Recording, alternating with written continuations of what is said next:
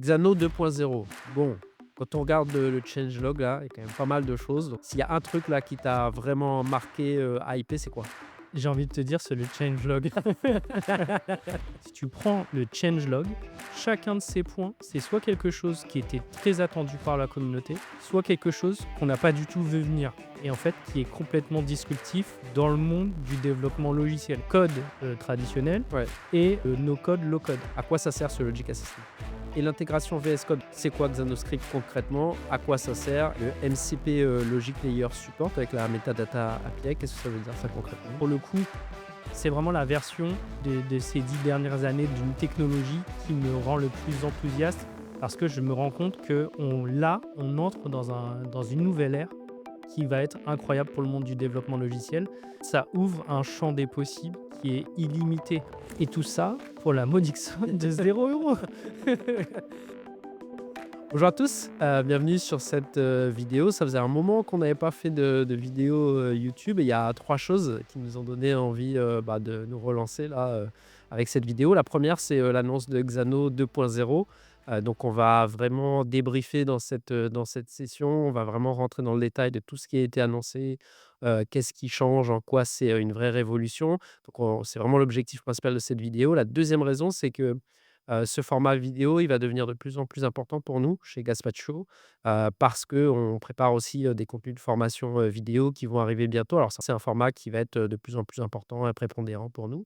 Et la troisième raison, c'est que, depuis 4 ans qu'on fait des formations, sur Xano et WeWeb, finalement, on a, collecté beaucoup de retours d'expérience, beaucoup de tips, d'astuces qu'on a envie, de partager de plus en plus. Et donc c'est la raison pour laquelle on revient sur YouTube et on va vous partager tout ça. Alors dans cette vidéo, on va revenir sur, Xano 2.0 avec toutes les nouveautés qui ont été, annoncées. Donc on va vraiment rentrer dans le détail, qu'est-ce que c'est, que cette nouvelle fonctionnalité qui a été annoncée? À quoi ça sert concrètement, pour les no-codeurs, pour les développeurs, sur la partie IA? Donc on va vraiment faire un focus sur chacun des points. Juste avant, de revenir, là-dessus, peut-être, vous nous présenterez très rapidement, ce n'est pas l'objectif, mais donc moi, je suis Clément, je suis le cofondateur de Gaspacho, donc une boîte que j'ai montée avec, Fred, mon frère. Et nous, ce qu'on fait, c'est de la formation sur WeWeb et Xano, depuis, maintenant, plus de 3 ans, 3 ans et demi. On a, la chance de toucher ces outils depuis un bon moment, maintenant, puisqu'on était plutôt early, adopteur de ces 2 outils. On est membre de la communauté des ambassadeurs de WeWeb. On est également, certifié sur tous les niveaux, de Xano, développeur, architecte, official trainer. Et d'ailleurs, on a eu, la chance et le grand privilège de travailler avec Xano sur son programme de certification officielle l'année dernière, et on les a aidés à construire, le parcours, le contenu, les questions, les réponses. Donc voilà, tout ça pour dire que si vous voulez vous former sur Web et Xano, normalement, en tout cas, on devrait pouvoir vous aider, sur ces sujets. On va vous mettre, tous les liens si vous voulez nous contacter, pour vous former, en description, de cette vidéo. Mais on va revenir, maintenant sur, ce qui va nous occuper, pendant toute cette, vidéo, c'est Xano 2.0. Alors je suis pas venu tout seul parce que j'aurais été, vite limité, dans tout ce que j'aurais, eu à vous raconter. Et je suis venu, avec, Fred, cofondateur de Gaspacho, et aussi, mon frère. Comment ça va, Fred? Eh bien, ça va très bien, hyper hypé. Et tu as oublié de dire qu'on est Xano Insider, qui est peut-être le truc le plus important dans cette Ouais, vidéo. exact. Et donc, ça veut dire que en fait, on teste les fonctionnalités de Xano, on fait des feedbacks avant le grand public. On est dans une petite communauté avec tous les spécialistes et les experts de Xano. Et donc, on aide à construire le produit et on est des utilisateurs réels de Xano avant qu'ils délivrent les fonctionnalités à tous. Simplement, tu vois, avant de rentrer, donc moi, ce que je veux aujourd'hui, c'est que, enfin, ce que j'aimerais, si tu es d'accord, c'est que, tu vois, tu vois, toi, avec la possibilité que tu as eue de tester toutes les features, tu vois, en avance de phase, qui a construit, cette version Xano 2.0, que tu puisses nous donner ton regard, tu vois, technique. Tu as aussi pas mal de recul puisque tu formes, tu as formé tout le monde chez Gaspacho. En tout cas, c'est toi qui fais toutes les formations, donc tu as quand même pas mal de recul sur le produit. Donc je voudrais vraiment qu'on rentre vraiment dans le détail, que tu me donnes des use cases, de pourquoi, tu vois, toutes ces annonces-là, elles sont importantes ou pas. Tu vois, les trucs où si, peut-être toi, tu as senti des limites, que tu nous le partages.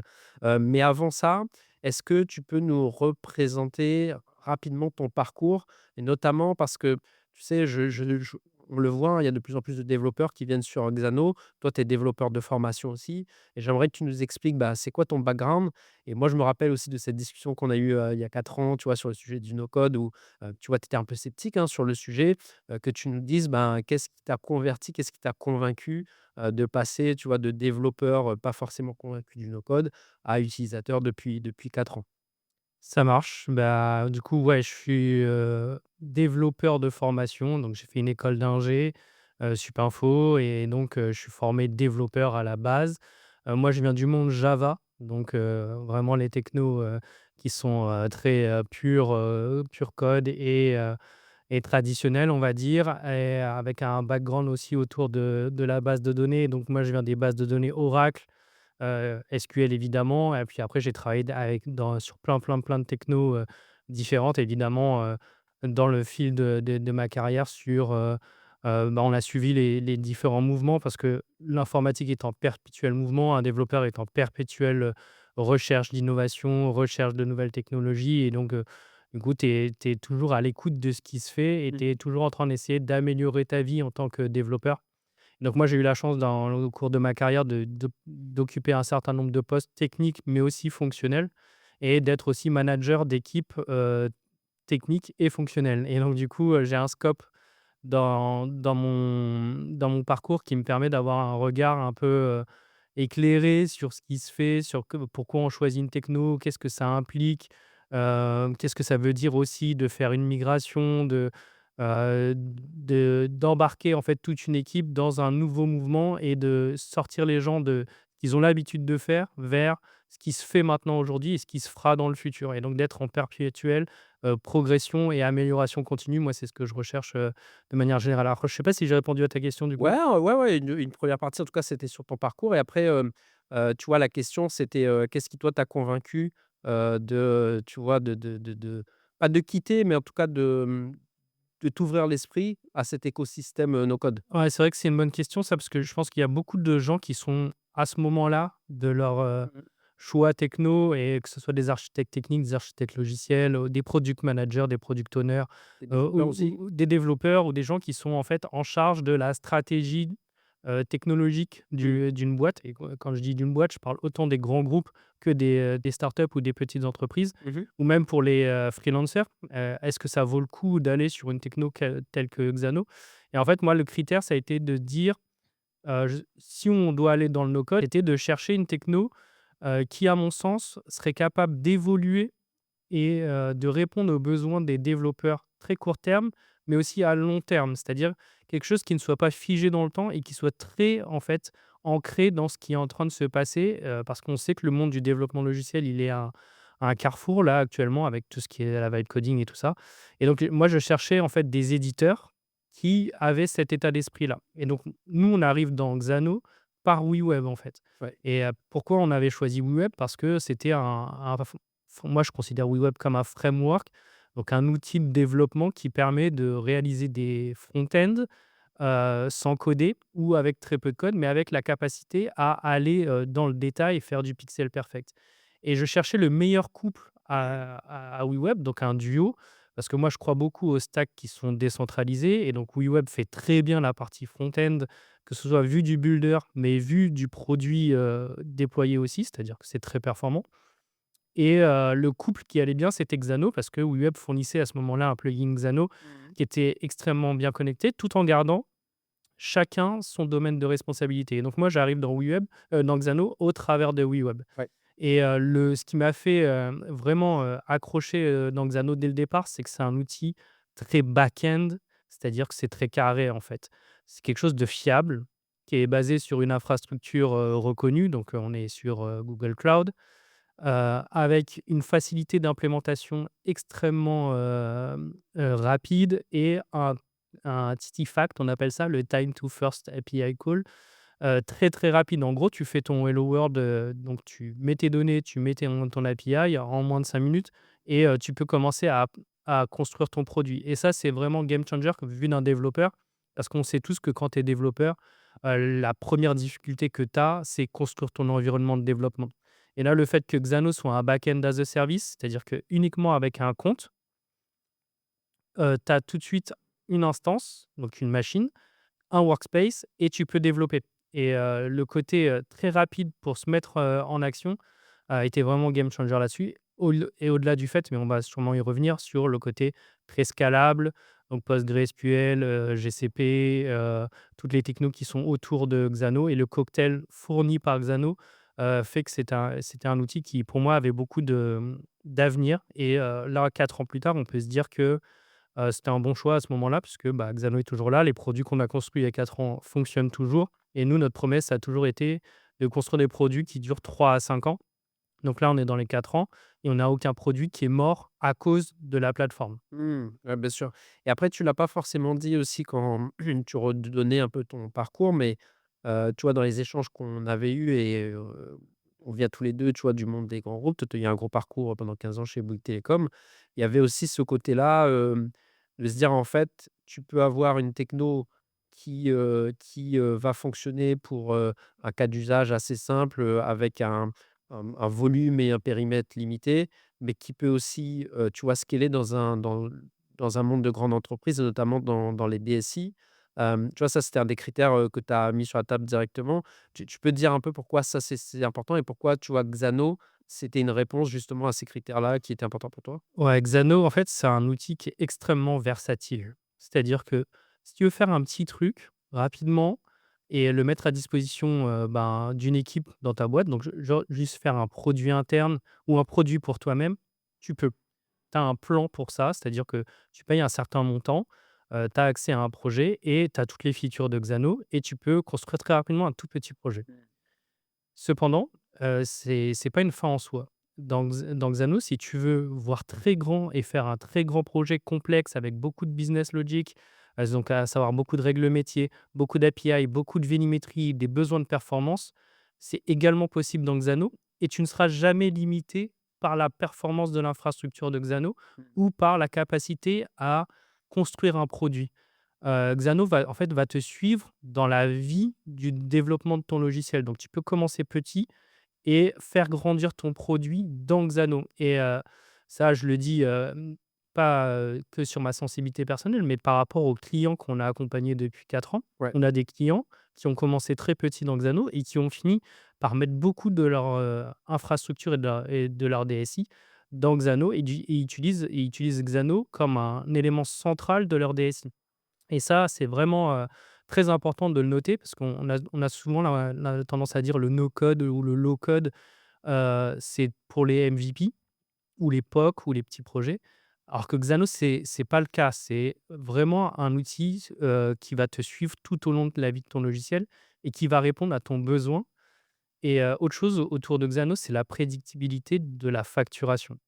Ça, on n'en parle pas assez souvent mais Xano, tu sais ce que tu payes et tu paieras toujours le même prix tous les mois, sauf si toi, tu décides de rajouter de la ressource, de rajouter de la performance ou des trucs comme ça. Je ne sais pas si tu le sais, mais nous, on paye le même plan depuis 2021 et on a fait énormément de projets avec, dans Xano et notre facturation, elle n'a pas changé. On n'a pas perdu de feature, et au final, plus Xano évolue et plus nous, on bénéficie des nouvelles fonctionnalités, toujours pour le même prix et donc c'est extrêmement constant. Donc c'est très facile pour un CTO ou un DSI ou quelqu'un qui est responsable, du management des outils, dans une DSI, de prévoir en fait sa facture sur le long terme et ça, c'est un vrai enjeu parce que dans ma carrière, j'ai été donc responsable d'équipe de dev et tout ça et quelque chose qui est arrivé souvent, c'est, la JS fatigue et donc il faut qu'on aille sur un nouveau framework, il faut qu'on aille sur une nouvelle techno et donc du coup, ça venait avec des coûts d'infrastructure, avec des coûts de formation, de développement et tout ça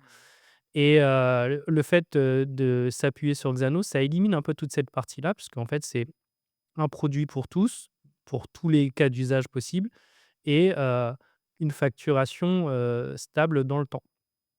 Ah, bien sûr, c'est hyper important et je te remercie de le rappeler.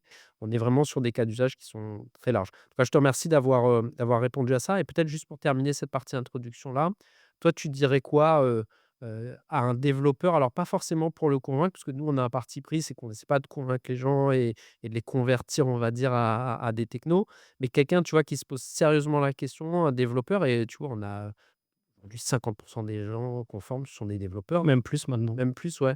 Tu vois, ces gens-là qui sont vraiment dans un mode: «Je suis ouvert d'esprit, mais j'ai besoin de comprendre c'est quoi l'intérêt pour moi de faire ce step». En quelques phrases, là, tu lui dirais quoi, toi?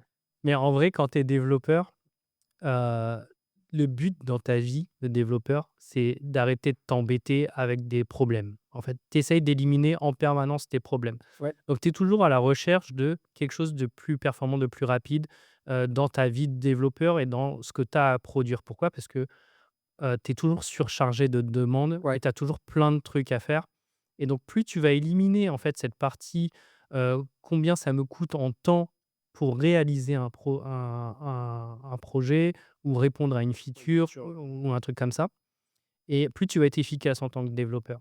Donc c'est ce que tu recherches en permanence. C'est pour ça qu'il y a des frameworks qui existent, c'est pour ça qu'il y a toujours des outils qui sortent dans tous les sens. Tu prends l'exemple de tous les frameworks JavaScript qui existent.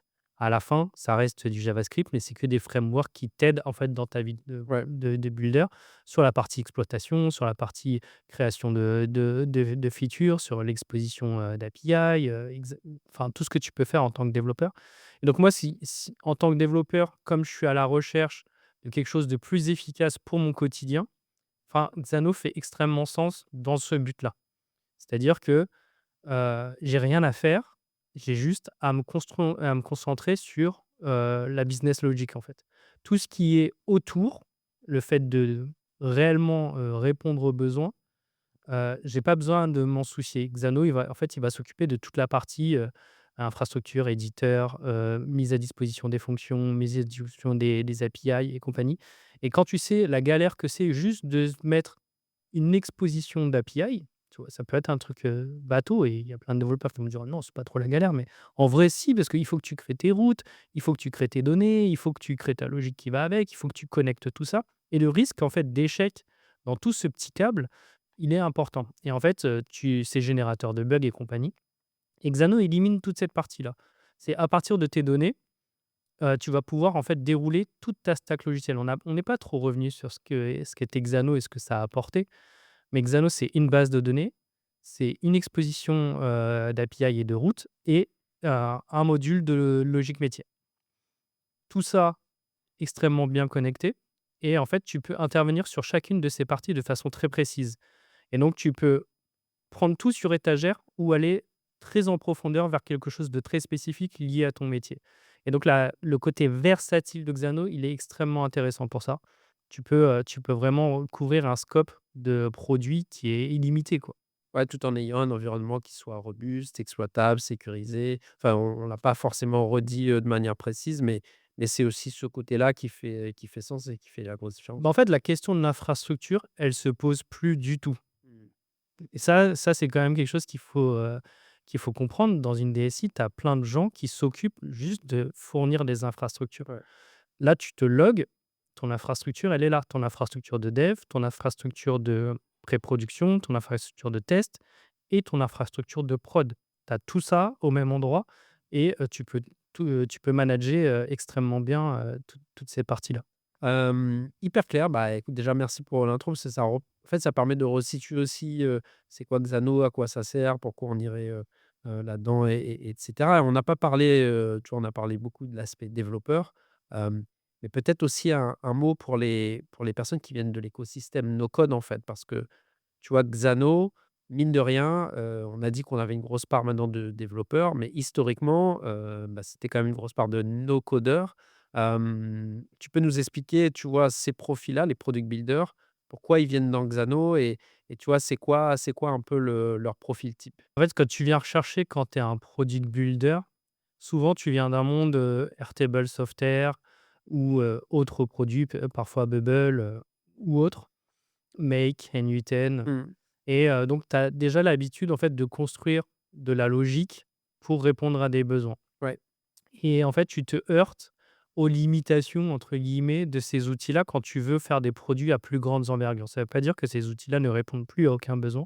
Ils répondent à énormément de besoins, mais il peut arriver, en fait, que tu aies besoin de plus de performance, plus de volumétrie, plus de fiabilité dans l'exploitabilité, dans l'évolutivité et donc tu cherches un outil qui est un peu plus avancé sans être du code parce que, bah, quand tu viens du monde quand tu es un product builder, tu sais pas nécessairement coder, mais tu veux quand même faire des choses un peu avancées tout en restant autonome. Et en fait, Xano va te permettre de faire ça, vraiment builder de façon très visuelle toute une logique extrêmement complexe sur une infrastructure qui est capable de scaler et d'être exploitable. Et quand je dis scaler, c'est autant en termes de technique, c'est-à-dire de performance de temps de réponse que de quantité de données traitées, mais également tu étais product builder solo, tu recrutes quelqu'un et vous êtes à plusieurs à travailler sur le même produit et donc tu vas scaler ton équipe. Et Xano est extrêmement performant pour ça aussi. Ouais, d'ailleurs et tu vois, c'est un truc que moi je trouve qu'on voit beaucoup dans les gens qu'on forme, c'est tu vois, il y a le côté effectivement maîtriser la techno et cetera, mais ce qu'ils apprécient le plus, un peu dans les sessions qu'on fait ensemble, c'est le côté tous les à côté, en fait. Tu vois, l'exploitabilité, la sécurité, vraiment réfléchir at scale et là, c'est vraiment, tu vois, avoir un produit qui te permet de le faire, mais aussi avoir des pratiques qui te permettent de les de réaliser ça dans ton produit. En fait, nous, dans nos formations, on fait pas de la formation à l'utilisation de WeWeb et Xano. Tu vois, j'inclus WeWeb parce que Bien sûr, ouais. c'est le même c'est la même philosophie. On fait des formations autour du développement logiciel avec ces outils-là. Et pourquoi on peut faire ça? Et pourquoi on peut se concentrer sur la partie architecture logicielle, architecture technique et bonnes pratiques de développement? Ouais, Parce que WeWeb et Xano, en fait, ils éliminent la partie technique liée à un langage, liée à une technologie. En fait, tu vas utiliser l'outil et en fait, le seul risque que toi, tu vas prendre, c'est de mettre les choses au mauvais endroit parce que tu as pas le background technique ouais, pour bien sûr, pouvoir ouais. faire les bons choix. Et donc, nous, ce qu'on va t'apporter, c'est juste de le faire correctement pour que ça dure longtemps. Et WeWeb et Xano, comme ils éliminent la partie technologique, tu te concentres plus du tout là-dessus. C'est pour ça qu'on fait pas des formations vraiment comment utiliser WeWeb, comment utiliser Xano, parce que là, il y a énormément de contenu sur Internet ou dans les documentations de ces deux outils Mmh. pour t'en sortir. Mais par contre, le côté comment je construis bien, ça, c'est quelque chose sur lequel tu peux te concentrer maintenant en tant que product builder. On a vu, bon, on a un bon panorama là de ce qu'est Xano, de pourquoi on y va et cetera. Donc je veux qu'on rentre, j'aimerais qu'on rentre vraiment dans le vif du sujet. Xano 2.0, bon, quand on regarde, le changelog là, il y a quand même pas mal de choses, donc on a pas mal de choses à balayer, mais on va vraiment prendre le temps, c'est l'objectif. Hem, Tu vois, toi, c'est quoi le truc, qui t'a le plus hypé? Parce que tu as déjà utilisé, toutes les fonctionnalités depuis plusieurs mois. S'il y a un truc là qui t'a vraiment marqué, hypé, c'est quoi? J'ai envie de te dire, c'est le changelog. Alors vas-y, dis. Ah, attends, pourquoi je te dis que c'est le changelog? Parce que généralement dans un changelog, donc un changelog pour ceux qui ne savent pas, c'est, la liste des nouvelles fonctionnalités ou Ouais. des corrections qui ont été apportées dans cette version. Donc là, Xano 2.0, si tu prends le changelog, donc point par point, chacun de ces points, c'est soit quelque chose qui était très attendu par la communauté, soit quelque chose qu'on n'a pas du tout vu venir et en fait qui est complètement disruptif dans le monde du développement logiciel. Et quand je dis développement logiciel, j'inclus le code traditionnel Ouais. et le no code, low code. En fait, c'est vraiment très très en avance sur ce que va devenir le monde du développement logiciel et donc ça répond à des besoins qu'on n'avait même pas encore anticipés. Et le changelog, il est incroyable pour ça. Après, je suis pas quelqu'un qui m'enthousiasme, vraiment beaucoup dans Ouais, ma je peux vie, confirmer, hein, de manière générale. Je suis pas un fanboy, même si j'ai mis mon t-shirt Xano et compagnie, mais quand il faut avoir un esprit critique, je l'ai. Et là, pour le coup, c'est vraiment la version de ces 10 dernières années d'une technologie qui me rend le plus enthousiaste parce que je me rends compte on entre dans une nouvelle ère qui va être incroyable pour le monde du développement logiciel. Et c'est aussi pour ça qu'on fait cette vidéo, c'est parce Ouais. que j'ai à cœur en fait que les gens se rendent compte de ce que vient de poser Xano comme base de plein d'outils vont suivre. Alors Xano étant ce qu'il est, c'est quand même gros, mais c'est pas non plus Microsoft, quoi. Mais c'est sûr que, là, c'est des précurseurs dans plein d'innovations qui vont arriver dans les outils qui sont plus mainstream, qui sont plus connus dans les grandes entreprises et tout ça. Et je pense que Xano a sa part à jouer dans cette partie-là. Non, non, mais c'est très clair, et effectivement, je pense qu'on se rend pas compte et donc, l'objectif, c'est que tu nous aides à nous rendre compte. Donc ce qu'on va faire assez simplement, c'est qu'on va prendre, tu vois, toutes les la liste de toutes les features qui ont été annoncées dans ce changelog et tu vas nous expliquer, à quoi ça sert concrètement et qu'est-ce qu'on peut faire. Le premier sujet, première annonce là dont je voudrais qu'on parle, c'est, Xanoscript. Donc est-ce que tu peux nous dire c'est quoi Xanoscript concrètement? À quoi ça sert? Et en quoi c'est, tu vois, un gros changement là? Xanoscript, c'est le langage de description de tout ce qui se passe dans ton instance Xano. OK. Donc autant, heu, le schéma de ta base de données, OK. tu peux l'écrire en Xanoscript, autant tes règles métiers, tu peux les écrire en Xanoscript, tes API et donc c'est un langage, Ouais. qui te permet en fait d'écrire du Xano. Ce qui a un vrai risque et qui est extrêmement disruptif, tu vois? Je le disais, c'est que Xano, en fait, ils te mettent à disposition leur propre langage qui leur permet de créer leurs produits.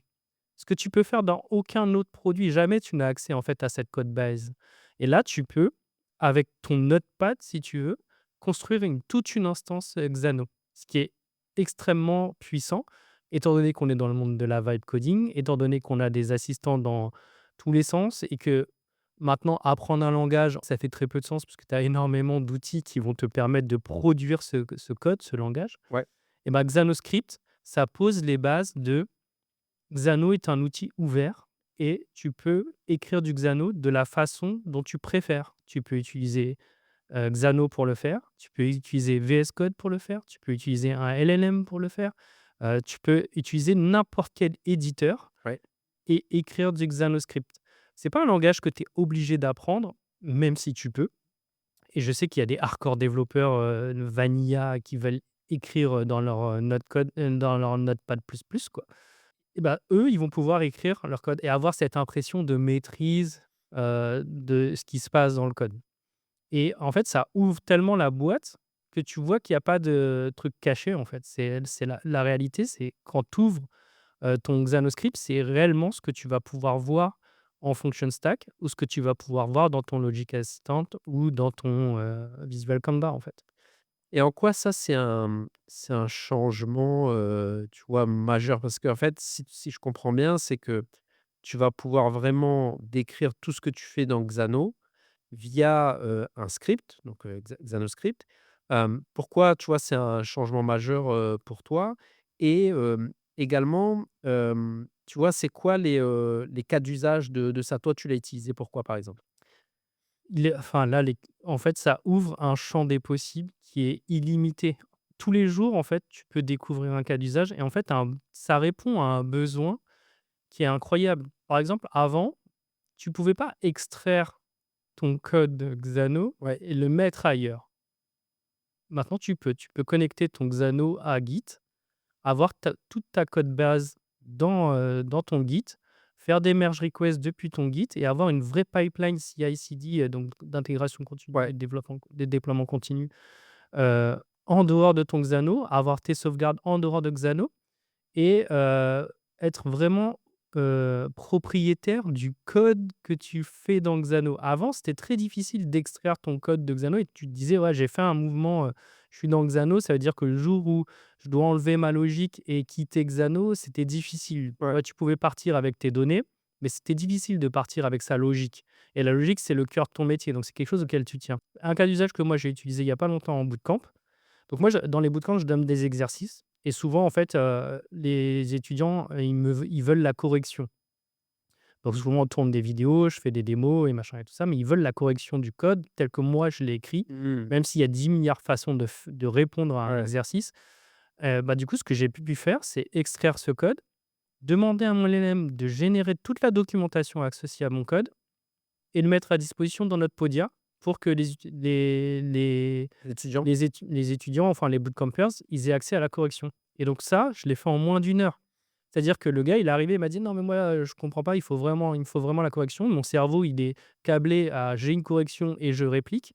Après c'est discutable comme, méthode pédagogique et tout ça, mais moi j'aime pas trop ça et donc c'est pour ça que j'ai pas ce genre de correction. Je préfère expliquer aux personnes. Mmh. Mais là, du coup, j'ai pu répondre en disant: «OK, tu en as besoin?» en moins d'une heure, c'était fait et j'avais, un exercice complètement documenté avec un plan d'action et tout ça, au travers de la Logic Assistant de Xano et ça a été incroyable. Et ça veut dire, tu vois, demain, quelqu'un, je sais pas, a une logique de: «OK, je veux monter une marketplace», par exemple. Tu peux avoir, tu vois, un template, toi, en Xanoscript, de dire: «Bah, voilà, une Exactement. marketplace, déjà Mais prête». déjà, Xano a énormément donc fournit maintenant des templates. Ouais, Déjà, le onboarding, il a énormément changé. C'est-à-dire que quand tu fais ton premier projet et tu vas discuter, en fait, avec les assistants, on en parlera tout à l'heure. ouais, Tu vas discuter avec les assistants, il va te créer ton schéma et tout ça et tu vas pouvoir démarrer, en fait, avec un produit qui est déjà, énorme, qui est déjà avec plein de fonctionnalités qui ouais. font cœur. Tu vois, l'authentification, l'exploitabilité, les logs et compagnie. Bah, tout ça, ça va déjà être fourni et donc toi, en tant qu'agence, par exemple, imagine tu es une agence et que tu réponds à des produits, Mmh. mais les produits sont toujours sensiblement les mêmes. C'est une marketplace Ça, qui la base est utilise souvent, ouais. voilà, c'est souvent à peu près le même canevas, Mmh. mais tu réponds à un métier différent parce que, bah, des fois, tu es dans la logistique, des fois, tu es dans l'automobile, des fois, voilà. Mais tu dois toujours mettre les mêmes fonctionnalités cœur. Donc toi, si tu as une façon de travailler et que tu as un framework que tu vas créer toi-même, tu peux maintenant créer ce framework et instancier énormément de Ouais. projets. Et le mettre dans un Notepad++ que tu sauves, sur Git ou autre. Bah, en fait, moi, je disais Notepad++, mais on va en parler. Il y a une extension VS Code. Ouais. OK, hyper clair et peut-être juste dernière question sur cette partie Xanoscript, c'est, du coup, ça nécessite d'apprendre un langage qui n'existait pas avant. Non. Alors vas-y, dis-moi dis-moi en plus. Moi, je peux te dire que j'ai pas du tout appris le Xanoscript. Ouais. J'en ai, tu vois? Puisqu'on était dans Xan Insider et tout ça, donc on y Mais a c'est un nouveau langage, tu es d'accord avec moi? c'est un langage de description de ce qui se passe dans ton instance ou workspace, Xano. Et est-ce que ça ressemble à quelque chose qui était déjà là avant? Ça ressemble à de l'anglais et en OK, fait, c'est extrêmement bien lisible et en vrai, les gens qui ne savent pas coder, ils ouais. peuvent lire ce langage. Pourquoi? Parce D'accord. que c'est très, orienté humain. En fait, c'est vraiment, comme si tu lisais, Ouais, une description, de ce qui fait alors, c'est pas des phrases, hein, ouais, mais avec très peu de connaissances, juste en lisant et en étant un petit peu curieux, tu peux comprendre ce que fait une function stack et même si tu as, la function stack qui est, visuelle comme avant, même si tu as le visual Canva avec, des petits blocs qui sont connectés entre eux ouais. et ben, tu peux te retrouver à te dire: «Bah, je vais regarder dans le Xanoscript exactement ce qui se passe». C'est-à-dire même pour un no-codeur, c'est quelque chose qui est aussi, Et accessible? qui est extrêmement compréhensible. Là, les équipes, de Xano, elles ont fait un travail, mais je pense que les gens se rendent pas compte à quel point c'est incroyable d'avoir du code qui est autant, comment dire? Avec une couche d'abstraction? Qui est voilà, avec une couche d'abstraction, aussi proche de l'être humain et donc Ouais. c'est très facile à lire. C'est difficile à écrire parce que tu es obligé d'apprendre, le langage, mais en fait, maintenant qu'on vit, dans un monde où, tu as des assistants qui écrivent ce code à la place, toi, la Ouais. seule chose que tu as à faire, c'est de le lire et le comprendre et du coup, tu te concentres sur quoi? Sur ton métier en tant que product owner, en tant que product builder, sur, bah, je veux répondre à cette fonctionnalité. Ce Ouais. qui va être important pour toi, c'est ta fonctionnalité. C'est pas la façon dont elle est écrite dans Xano.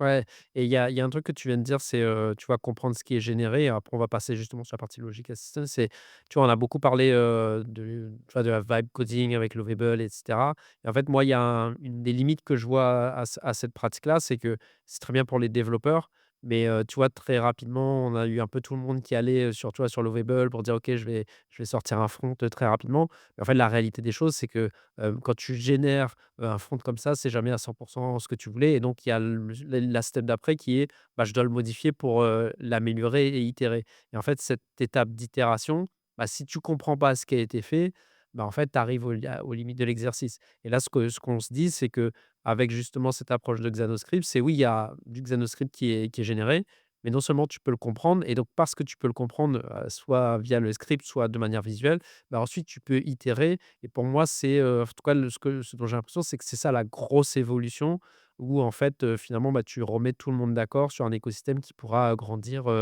grâce à ça, quoi. Ouais, en fait, tu as une seule source de vérité qui est Xano Ouais, et plusieurs façons de lire ce qui se passe dans Xano. Et c'est vrai que le côté vibe coding, c'est venu percuter un peu le monde du no-code comme ça, où on se disait: «Ah, mais maintenant, il y aura plus de no-code parce qu'il y aura la vibe coding et tout ça» et les gens se sont vite rendus compte que la puissance du no-code ou du low-code ou du développement visuel, c'était de comprendre ce qui se passe et de pouvoir le modifier facilement, par un être humain. La vibe coding, ça te rapporte le côté, rapidité et donc quand tu sais pas quel choix il faut faire, la vibe coding t'apporte ça. Mais par contre, quand tu sais ce que tu veux faire et que tu veux modifier, une certaine partie, c'était difficile de le faire en vibe coding parce que c'était difficile d'être, très précis. Ça ne veut pas dire que dans le futur, ce ne sera pas plus précis, Ouais, mais ça générera toujours une quantité de code astronomique dans laquelle tu peux très vite te perdre. Alors qu'avec, Xanoscript et avec, la façon de consommer le code de Xano, tu élimines cette partie-là. Tu vis dans le monde sécurisé du no-code et dans lequel tu n'as pas peur de modifier les trucs parce que tu comprends ce que tu es en train de modifier, mais tu gardes quand même la puissance de: «Je vais coder rapidement plein de trucs et je vais avoir un produit, scalable, maintenable, dans mon Xano». Et en fait, Xano devient vraiment ta safe place, donc ton endroit vraiment sécurisé où tu te sens en sécurité de faire des choses et tu as plus peur de tout casser en modifiant ton produit. tout en ayant d'ailleurs une approche back-end parce que tu vois, Vibe Coding aujourd'hui, ça a beaucoup été utilisé sur la partie front, et donc front, c'est que une partie de Bien sûr. l'équation, et là, en fait, ce qu'on se dit, c'est que, non seulement, tu bénéficies de tout ça dans un environnement qui, est aussi, orienté, back, où, finalement toute la logique et le cœur du réacteur, se passe et en plus dans un environnement sécurisé, à 360 et avec, les possibilités de scaler, exploitabilité et cetera. Hyper intéressant. Du coup, ça me fait une bonne transition vers la partie Logic Assistant. Je pense qu'on a compris le concept parce qu'on en a déjà pas mal parlé là. Mais juste, si tu peux dire, parce qu'il est quand même dans le changelog, à quoi ça sert ce Logic Assistant? En gros, c'est ton LLM intégré dans Xano. Ouais, Donc si tu as l'habitude de parler avec ChatGPT, de parler avec Copilot ou Claude, tu vas pouvoir construire du Xanoscript avec ça et le coller dans Xano. Soit le coller dans Xano, soit le pousser via ton extension VS Code, soit le pousser, autrement, quoi. Ou tu peux utiliser la logique assistante de Xano. Et moi, je suis très peu fan j'utilise des logic assistants, j'utilise de l'IA pour coder, en fait, de ouais. manière générale. C'est vraiment quelque chose, où, ça me gonfle un peu parce que la plupart du temps, il se plante, il comprend pas ce que tu veux et compagnie, tout ça. Dans Xano, tu as vraiment pas cet effet-là et faut mesurer ça parce que je trouve que c'est vraiment incroyable la façon dont le logic assistant de Xano va s'adapter à toi, en fait. De plus en plus, avec la vibe coding et les assistants, on devient des gros feignants. En gros, tu lui donnes un prompt vraiment horrible, genre: «Je veux que tu me codes, à tout le produit», tu vois? Ouais. Ah, tu fais pas l'effort de dire: «Voilà, tu es dans tel contexte, voilà ce que tu peux Voilà, faire». tu es pas très précis et tout ça. Et ben, même si tu lui dis, quelque chose de très vague, il va te proposer quelque chose. Ouais, Il va, te demander si tu veux, réellement le réaliser et il va le faire et tu vas pouvoir voir ce qui a été fait. ouais. Et ça, c'est intéressant quand tu sais pas vraiment où tu vas. En fait, tu vas l'utiliser comme un sparring partner pour Ouais. essayer de construire ton produit. Il va te proposer des trucs qui vont être intéressants pour toi, te rajouter des fonctionnalités, machin et tout ça. Est-ce que tu as pensé à ça et tout ça et tout ça? Et après, il va te le coder. Donc là, ça, c'est quand tu es très feignant. Mais après, quand tu veux être très précis et que tu sais exactement ce que tu veux, mais juste tu as pas envie d'écrire toute la function stack, tu veux un truc vraiment très complexe ou tu viens, d'une autre technologie et tu veux récupérer une fonctionnalité que tu avais ailleurs et la mettre ici, Mmh. tu peux être très précis dans ta demande et il va répondre exactement à ta demande. Et là, pour le coup, il s'adapte réellement à ton profil et je trouve ça extrêmement puissant. Ouais. Et tout ça pour la modique somme de 0 €. Enfin, quand tu sais qu'il y a une économie du token Ouais. et que tu as plein d'assistants qui te coûtent, moi j'appelle ça le franc CFA du token, tu vois? Ça te coûte 100 000 tokens pour faire un tout petit truc Ouais, en fait, et c'est très difficilement mesurable. ouais, tu sais J'imagine, pas tu sais ouais. pas en fait quelle est l'unité du token, qu'est-ce que ça représente en fait comme unité de travail, en fait, tu sais pas le mesurer. Donc tu sais pas acheter ta volumétrie de token, tu sais pas prédire, combien de tokens tu vas dépenser et donc si tes équipes, elles ont plein d'IA et compagnie, tu sais pas à la fin ça va être quoi ta facture. Ouais. Dans les anneaux, tu choisis ton prix de départ et les LLM, enfin les assistants, la Logic Assistant, le Database Assistant, il te coûte, rien de plus. C'est Ça, c'est limité, un usage illimité? illimité et la Pour question tous a les été plans? Pour tous les plans? pour tous les plans. C'est mais quand je te dis pour tous les plans, même si tu payes pas, Et tu penses que ça va durer dans la longueur, ça? écoute, tout le monde s'est posé la question, dans les discussions avec, les équipes Xano, c'est quelque chose qui revient assez souvent. Ouais. Eux, ce qu'ils veulent, c'est que tu les utilises et donc ils veulent les rendre le plus fiables possible. Alors peut-être qu'un jour ça sera Ouais, ça payant, sera bien. mais aujourd'hui, ils te disent que ça ne sera pas payant. Ils ont pas prévu de le rendre payant. Mmh. Après la philosophie de Xano, ça a jamais été, de changer les tarifs à la fonctionnalité. Tu vois? avec une version comme Xano 2.0 et je suis pas CEO de Xano, mais moi, je me serais dit: «Ah bah là, ça apporte tellement de trucs, bah, j'aurais fait une augmentation de prix» et du coup, je me serais planté et c'est pour ça que je suis pas CEO de Xano, tu vois?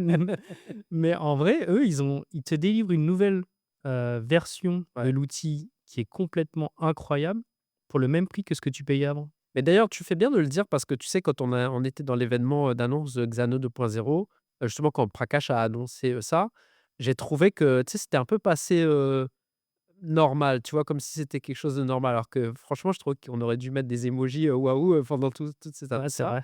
et tu fais bien de le dire parce que c'est vrai que c'est assez bah, déjà, c'est très différent de ce qu'on peut voir par ailleurs et c'est un gros game changer, quoi. Donc en gros, si je récapitule ce côté, Xanoscript, c'est donc on va pouvoir, tout faire, du coup, parce que tout est scripté donc en fait, on ouvre le capot et donc on va pouvoir utiliser, bah, toute la logique de LLM, de vibe coding et cetera. Et il y a quand même un sujet qui est important, c'est que, déléguer à une IA ou à quelqu'un, n'exclut pas de comprendre ce qui se passe et c'est là où en fait c'est extrêmement intéressant, c'est que ce Xanoscript-là vient avec aussi, ce côté, human readable, donc c'est-à-dire les personnes peuvent le lire, le comprendre, ce qui fait que, bah, du coup, tu as un peu le beurre et l'argent du beurre, donc la rapidité, le fait de pouvoir utiliser l'IA pour, utiliser, tu vois, toutes les fonctionnalités qu'on a, habituellement et en même temps, tout ça dans un environnement robuste que Xano t'apporte depuis que Xano existe, quoi. Mais attends, juste pour te, je vais un petit peu plus loin. Ouais. Je sais que je suis loin, mais Non, vas-y, c'est vas-y. tellement hypé. Je le vois. J'ai ouvert les tout premiers projets qu'on a créés dans Xano 2021. Je les ai ouverts dans Xano 2.0, j'ai cliqué sur Xanoscript, ça marche. Tu vois? C'est pour te dire à quel point c'est vraiment ils ont ouvert le capot, tu vois? Ils ont inventé quelque chose. Mais c'était vraiment ce qu'il y avait «avant» entre guillemets, Ouais. tu vois? Tous les produits qu'on a construits depuis le début qu'on fait du Xano et ben, ils ont accès à Xanoscript sans avoir fait zéro, auc en n'ayant fait aucune Non, non, migration, je vois. ouais, j'ai pas cliqué sur un bouton pour transformer en Xanoscript, j'ai rien eu à faire. J'ai cliqué sur «Afficher en Xanoscript» et ça s'est affiché et j'ai pu le modifier et Ouais. ça a marché. Donc c'est vraiment le capot qui a été ouvert et c'est incroyable. Ouais, ouais, je comprends. Hem, Visual Canva, et l'intégration VS Code. Donc peut-être pour faire la transition, commençons par l'intégration VS Code et après on ira sur la partie, Visual Canva. Tu en as déjà un peu parlé, mais tu vois, en 2 lignes, qu'est-ce que c'est, concrètement? Bah, en gros, il y a une extension pour VS Code qui s'appelle, Donc Xanoscript. VS Code pour ceux qui connaissent pas? VS Code, Visual Studio, Code, qui est un éditeur de code Ouais. et moi, j'ai il y a à l'intérieur, tu as des assistants et tu as plein d'extensions. Enfin bref, c'est l'outil, c'est C'est le un nerd. édite c'est l'éditeur que les développeurs utilisent pour faire du code, quoi. C'est bien ça, hein? Pas que le enfin, ça dépend, chacun a son propre éditeur, mais Ouais, VS Code est un des plus reconnus, ouais. connus et C'est utilisés un dans le des monde. éditeurs utilisés par les Voilà, développeurs. c'est VS Code, voilà. C'est un vrai outil, largement utilisé et donc tu as une extension, que tu installes et en fait, qui va te permettre de te connecter à ton instance Xano. Ouais, Donc Credential. tu mets tes credentials, en fait, tu dois créer une clé, Ouais, dans Xano, la mettre dans ton VS Code et lui va voir, en fait, toute ton instance et tous tes workspaces OK, et en fait, tu peux ouvrir le code que tu verrais dans ton éditeur Xano, mais sans être dans Xano, en étant dans VS Code d'accord. et donc du coup, tu peux écrire tout ton code et faire de la synchronisation entre, Xano, l'environnement Xano et ton propre environnement, sur ton ordinateur. Ce qui fait que, bah, tu peux travailler complètement offline et c'est-à-dire, déconnecté de ton Xano et ensuite aller, envoyer tes modifications, directement sur ton instance Xano qui est ta source de vérité, tu vois? L'instance Xano qui est dans le cloud sur, Google Cloud, Platform, c'est le point central de toutes les façons que tu as de mettre du code dans Xano et donc du coup, cette extension VS Code, elle permet de ça vient avec un petit assistant qui permet à ton assistant préféré qui est connecté à ton VS Code, donc moi, c'est Copilot, par exemple, Mmh. bah, de parler, le Xanoscript. Tu as juste un petit pop-up: «Est-ce que tu veux que ton assistant, il apprenne Xanoscript?» Tu dis: «Oui», puis il apprend Xanoscript et après, On bah, tu mettra peux l'image de Matrix, tu vois, quand il va prendre le coup. ouais, c'est ça. Tu lui mets une disquette et puis après il parle Xanoscript. C'est incroyable. Vraiment, en fait, on se rend pas compte à quel point c'est incroyable. Attends, juste, je t'interromps sur un truc là. C'est quand tu veux tester, ce que tu as fait sur Xanoscript, pardon, en Xanoscript, en local, tu peux le faire. Parce que le Alors tu peux problème pas le faire en Xano local, tu es ouais, obligé parce de le que pousser sur ouais, ton parce que là, c'est ce que tu disais, tu peux le pousser offline, mais en fait, tu peux travailler sur le Xanoscript, mais tu peux pas le tester offline, on tu dirait. peux pas le tester offline. Sauf si tu as un environnement Xano on-premise et là, c'est encore En fait, autre si chose. tu es une entreprise et que tu as pris un plan, on-premise, c'est-à-dire Ouais, que Xano a installé l'éditeur chez toi, donc ça, c'est pas un cas d'usage commun, mais c'est des cas d'usage qu'on a déjà rencontrés ouais, ensemble.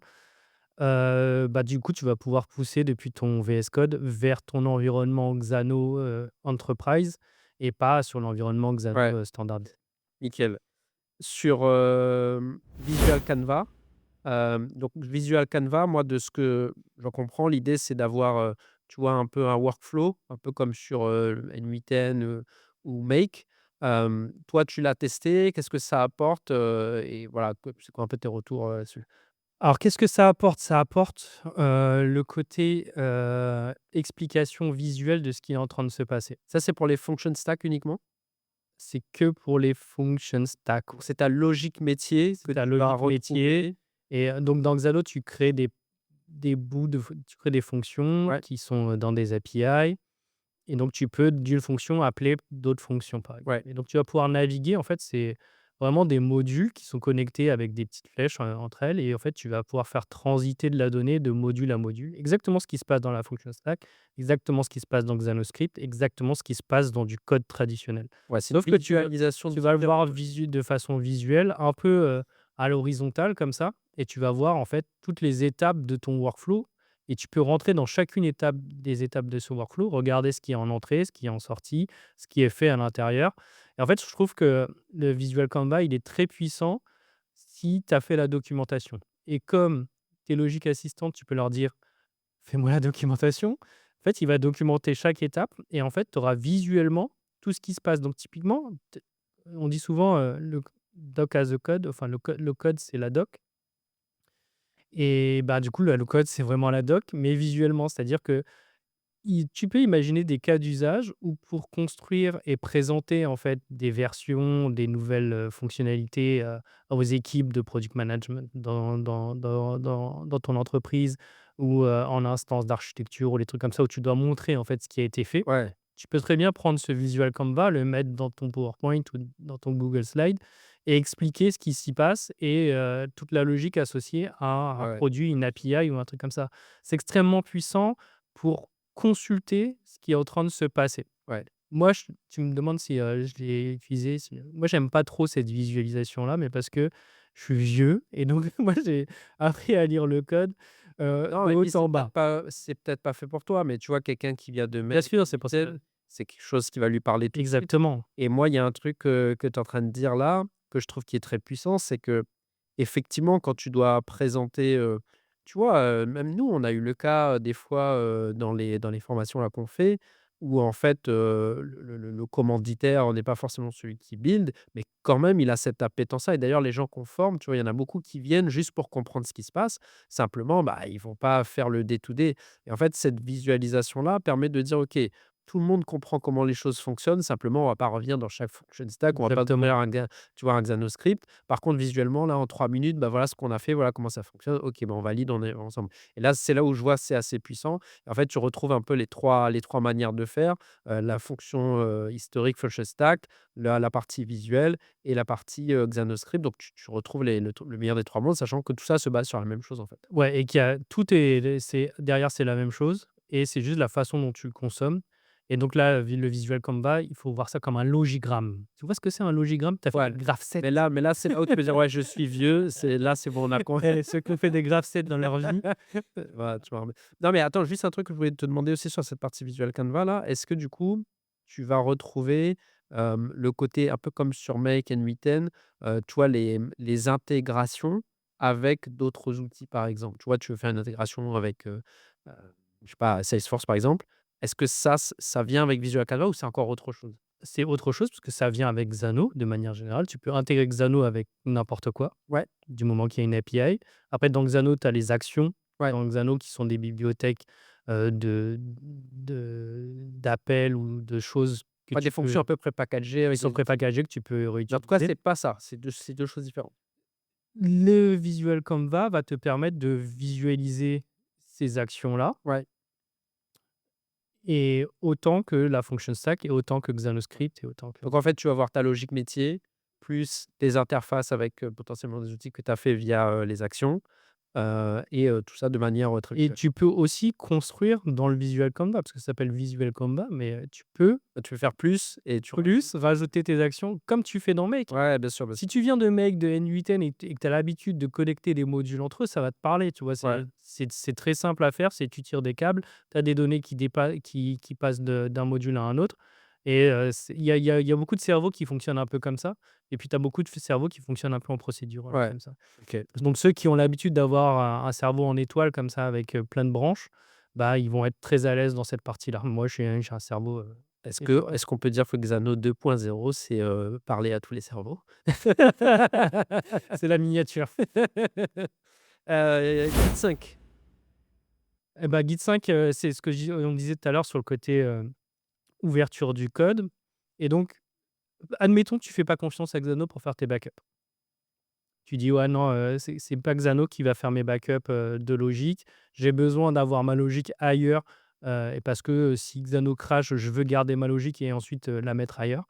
Et ben, tu vas juste mettre ta clé SSH, ça va pousser le code à chaque fois que quelqu'un publiera du code dans Xano. Donc, pour rappel, hein, dans Xano, pour publier du code, pour le mettre en prod sur une branche ou quoi, c'est un clic. Donc quand tu fais ça, tu as le guide 5 qui part et c'est genre, instantané, quoi. J'ai fait le test, je me suis dit: «Vas-y, je fais juste un truc, je vais voir combien de temps ça prend pour, c'est instantané, quoi». Et Ouais. Xano, il pousse en même temps le code sur sa propre instance et sur, bah, ton environnement de test, ton environnement de prod et en même temps, il synchronise ta code base et en gros, ça t'ouvre la possibilité de faire tout ce que tu fais dans Git en tant que dev aujourd'hui. Tes tests unitaires, ta pipeline, tes revues de code, tes merge requests, tout ce que tu fais dans Git, tu peux le faire maintenant juste en connectant ton Git 5. La seule chose que tu peux pas faire, c'est pousser du code qui vient de Git dans Xano. Parce que la seule source de vérité, ça reste le code de Xano. Donc si tu veux pousser du code depuis l'extérieur, il faut que tu passes par l'extension Visual Studio VS Code. VS Code, Xanoscript, Mmh. heu et voilà. Donc on va terminer là sur les dernières petites évolutions. Static hosting. Alors le static hosting, c'est une fonctionnalité alors je suis hypé par tout le changelog. Peut-être ça, je me suis posé la question de qu'est-ce que ça a apporté en fait? C'est juste que tu vas pouvoir pousser du code front et ça va être hébergé dans ton infrastructure, Xano. Qu'est-ce que ça veut dire? Ça veut dire que tu vas avoir, par exemple, ton front, construit dans ton LLM ailleurs, que tu vas pousser, sur ton infrastructure Xano et tu vas Mmh. pouvoir avoir une interface qui sera connectée à tes API et compagnie et compagnie. Est-ce que c'est recommandé de le faire? Je sais pas. Je pense que c'est recommandé pour les petits projets, les projets internes ou les trucs comme ça, parce que Xano n'est pas une entreprise qui fait du front de manière générale. Donc ça veut dire que tu vas te récupérer les problèmes du visual, de la vibe coding, à savoir tu vas construire un front que tu vas pas trop maîtriser, tu auras que du code, machin et tout ça et donc tu bénéficieras pas de la puissance de Xano sur l'éditeur et tout ça. Mmh. Donc si tu dois faire un frontal, enfin si tu dois faire un front, ouais, utilise WeWeb Ouais. et tu vas pouvoir le modifier. Si c'est un truc avec de l'ambition, avec, du trafic et avec des utilisateurs et tout ça, utilise WeWeb. Si c'est juste une page, pour un tout petit outil interne, ça peut dépanner, tu vois? OK. Mais du coup, eux, ils se sont dit, je pense, c'est: «On sait très bien faire de l'hébergement, de back-end à grosse, envergure. Bah, on peut fournir, la cerise sur le gâteau et si tu veux mettre, une page, front, dedans, tu peux le faire» et en vrai, dans les démos, ils le font et je pense que ça aide surtout pour les démos et tout ça, pour aller Ah vite, ouais, machin et tout ça. sans avoir un front, Ou les outils internes où tu as 10-20 utilisateurs, tu vois? Ou même 100. Mais dès lors que tu vas avoir un peu d'ambition, bah, tu fais un truc sérieux et donc du coup, tu prends WeWeb, machin. Ça veut pas dire qu'un jour Xano en fera pas, j'en sais rien. Mais aujourd'hui, bah, c'est pas l'ambition, c'est pas l'ambition clairement en ce tout que cas. on dit, hein. Le support des private NPM, registries là. Bah, ça, c'est quand, tu es dans une entreprise, en fait et que tu as tes propres packages qui sont privés et compagnie et que tu veux importer de la logique métier. Admettons que tu as un truc qui crée des PDF, mais à ta sauce, à toi et tout ça. Ouais. Bah, en fait, tu vas pouvoir maintenant authentifier ton package et le récupérer. Parce qu'on n'a pas dit, hein, mais dans Xano, tu peux faire du Xanoscript, mais tu peux aussi mettre des lambda JavaScript. Et en fait, c'est ce qu'on faisait avant quand on n'avait pas Xanoscript. et ben là, tu vas pouvoir, juste importer, n'importe quel package que tu auras créé toi-même et que tu voilà. Donc ça, c'est hyper puissant pour les grandes entreprises surtout. C'est plutôt rare, en tant que product builder d'importer un NPM privé, quoi. Pour terminer, là, deux dernières, features, orientées un peu IA. Le MCP, Logic Layer Support avec la Metadata API, qu'est-ce que ça veut dire ça concrètement? Alors qu'est-ce que ça veut dire? C'est extrêmement large, mais sans rentrer dans les détails et ça permet juste à ton LLM préféré, ou Claude, ChatGPT ou quoi, de discuter avec ton instance Xano.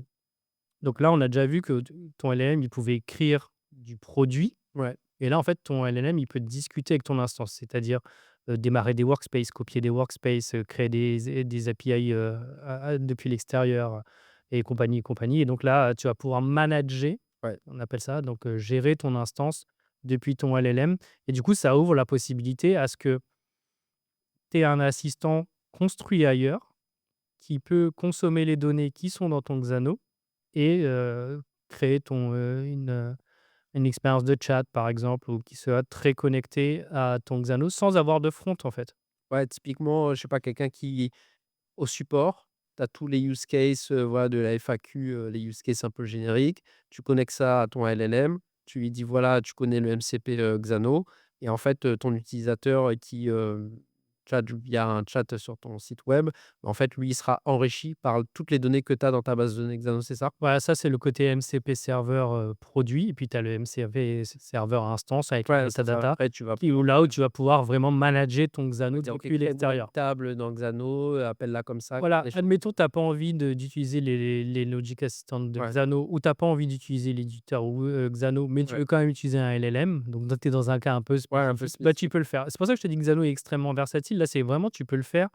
Tu peux builder du Xano depuis l'instance jusqu'au projet de la façon dont tu préfères, quoi. Ouais. Moi, je préfère être dans Xano, mais après chacun son. Ouais, après chacun son truc et les free credits de Gemini là, à quoi ça sert ça?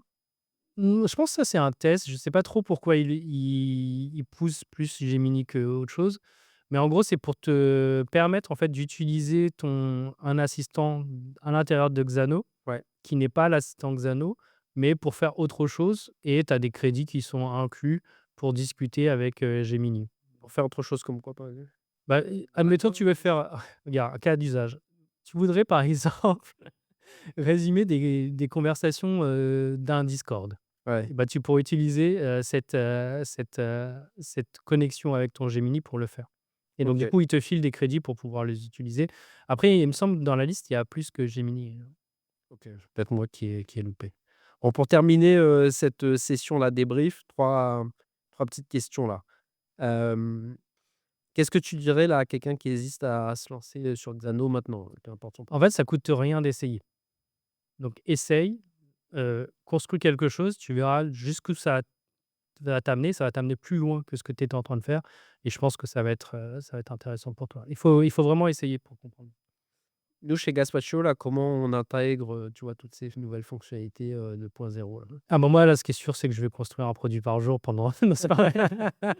Dans les formations? Nous, dans les formations, ça va nous aider beaucoup pour le contenu pédagogique, pour les exercices, pour, fournir des templates. Tu vois, typiquement, c'est quelque chose qu'on ne fait pas aujourd'hui.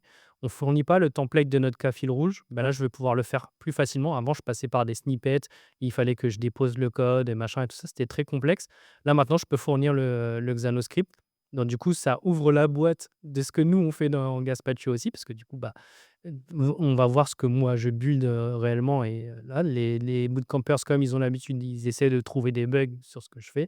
Donc ça sera encore plus facile pour eux de trouver des bugs, donc c'est plus un danger pour moi, mais ça augmente, notre capacité à fournir de la connaissance aux autres et donc là, nous, on va beaucoup travailler sur fournir de la connaissance aux autres et permettre à plus de gens, de manipuler Xano plus facilement et s'adresser à un scope encore plus large que ce qu'on faisait avant, même si on faisait autant les product builders débutants que, les développeurs. Là, on va pouvoir s'adresser encore, plus de gens. Ouais, avoir un peu plus de encore plus de takeaway, c'est-à-dire après la formation, de dire: «Bah, je Voilà. peux avoir Donc quelque là, on chose». va Donc pouvoir en tout fournir cas, beaucoup de contenu, ouais.